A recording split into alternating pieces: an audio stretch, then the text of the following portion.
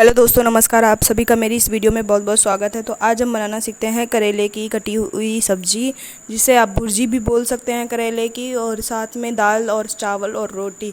तो मैंने इसके लिए सबसे पहले करेलों को छील लिया था। छीलने के बाद नमक लगा करके रख दिया था। नमक लगा कर रखने के बाद में फिर मैंने उन्हें अच्छे से 2 पानी से धुल लिया रगड़ने के बाद में अब मैंने साइड पे रख दिया है। अब उन्हें हम काटेंगे। साथ ही हमने मसाला ले लिया है। तो यहाँ पे मैंने 2-3 प्याज लिए हैं, मीडियम थे तो मैंने 3-4 लिए थे। तो आप 2-3 प्याज रख सकते हैं।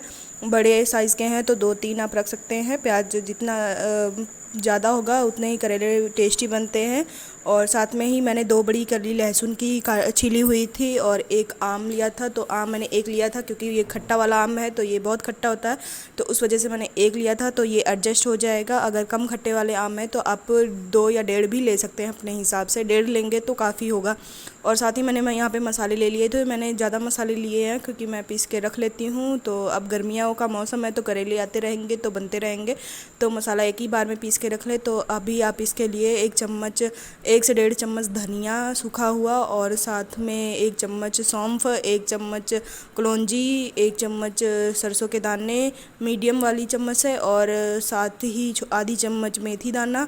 इन सभी को हम अच्छे से रोस्ट कर लेंगे, तवे पे भून लेंगे धीमी आंच पे 3-4 मिनट के लिए। जैसे ही अच्छी सी खुशबू आनी शुरू हो जाएगी तो हम उसे गैस को बंद कर देंगे और साइड में रख देंगे ठंडा होने के लिए। ठंडा होने के बाद आप चाहे सिलबट्टे पे चाहे मिक्सी पे इनको पीस सकते हैं। और साथ ही हमने प्याज को कूट लिया है, तो प्याज को मोटा मोटा ही रखेंगे। साथ ही लहसुन को भी मोटा ही कूटेंगे, और बस आम को बारीक पेस्ट बना लेंगे, कस के पीस लेंगे। तो उसके बाद में फिर हम मसाले को साइड पे रख लेंगे बना करके, और उसमें अपना पिसा हुआ मसाला जो धनिया वगैरह का था वो सब पीस लेंगे।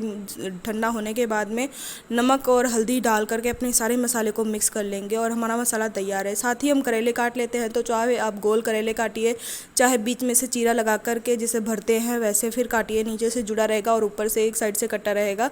और चाहे आप दोनों हिस्सों को अलग कर दीजिए बीच से चीरा लगा करके और फिर काटिए। तो मैंने 3 तरीके आपको बता दिए काटने के, आप कैसे भी काट सकते हैं। साथ ही हमने चढ़ा दिया था भगोना। आप चाहे तो कढ़ाई में भी इसे बना सकते हैं। तो बस इस बात का ध्यान रखना है, कढ़ाई थोड़ी भारी होनी चाहिए, मतलब हल्का नहीं होना चाहिए नीचे का हिस्सा, क्योंकि अगर हल्का होगा तो हमारे करेले चिपक जाएंगे, जलना शुरू हो जाएंगे और पकेंगे नहीं अच्छे से। तो अगर कढ़ाई का तलवा भारी होगा तो हमारी सब्ज़ी देर तक आराम से धीमी आंच पर पकती रहेगी, और इसे धीमी आंच पे ही पकाना है। तड़का लगाने के बाद में जैसे ही हम तेल डालेंगे, साथ ही डाल देंगे अपना मसाला। 2 मिनट के लिए भून लेंगे, ज़्यादा हमें भूनना नहीं है मसाला। और बस अपने करेलों को डाल करके अच्छे से चला करके बंद कर देंगे, और मीडियम फ्लेम कर देंगे। तो मीडियम नहीं, लो फ्लेम कर देंगे, और बस आराम से इसे पकने देंगे आधा घंटा पौना घंटा के लिए, जब तक आपकी सब्ज़ी पक नहीं जाती। करेले जितनी धीमी आंच पे पकेंगे और जितनी देर तक पकेंगे उतने ही खाने में टेस्टी लगेंगे। और इस बात का ध्यान रखना कि इसमें तेल ज़्यादा पड़ता है बाकी सब्जियों से, क्योंकि करेले तेल में ही बनते हैं। और साथ ही हम बनाएंगे अरहर की दाल। तो ये हमारे घर की बनी हुई दाल होती है, हम बाहर से अरही लेके आते हैं और उसी से बनाते हैं। कि कोई कोई इसे तूर की दाल भी बोलता है। तो आजकल मार्केट में मिलती है, लेकिन घर की बनी हुई दाल का टेस्ट ही अलग होता है। तो मैंने साथ में कुकर चढ़ा दिया था, उसमें रखा था 1 लोटा पानी। आप अपनी ज़रूरत के हिसाब से कोई भी दाल बना सकते हैं, और कितना भी पानी अपनी ज़रूरत के हिसाब से रख सकते हैं, जितना आपके घर में पॉसिबल हो, मतलब कि लोग जितना खाते हो उतना। तो यहाँ पे पानी रखने के बाद में मैंने अपनी दाल निकाल ली थी थाली में, और उसे अच्छे से साफ़ कर लिया था।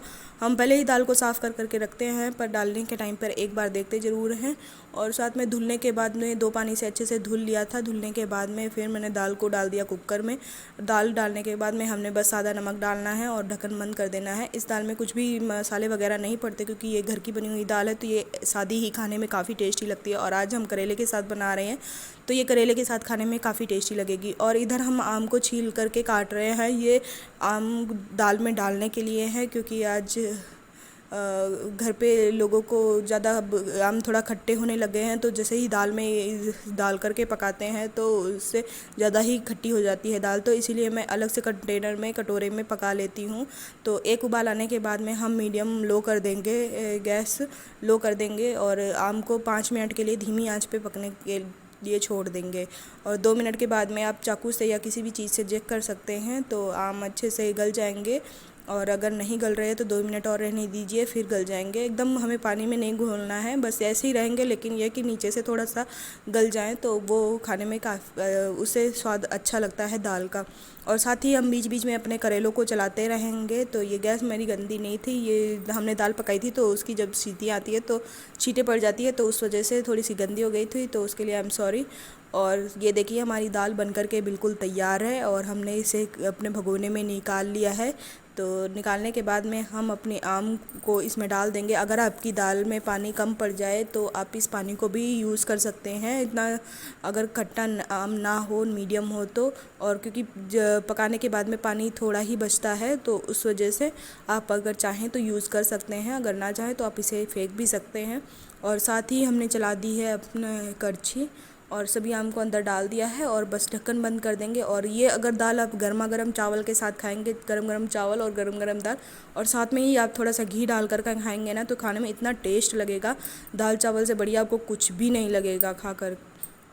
एक बार देखिएगा ज़रूर, अगर आपके घर पे ये वाली दाल पॉसिबल हो तो। और साथ में ही हम बीच बीच में अपने करेलों को चलाते रहेंगे। तो ये 50% पक गए हैं, अभी थोड़ी देर और कसर बाकी है, तो पकने देंगे इन्हें जब तक कि अच्छे से पक नहीं जाते। अगर आप चाहें तो पकने के लास्ट 10 मिनट में आप इसे खोल कर कढ़ाई या भगोना जिसमें भी आप बना रहे हैं तो खोल कर भी पका सकते हैं, तो उससे कि थोड़ा खरे हो जाएंगे।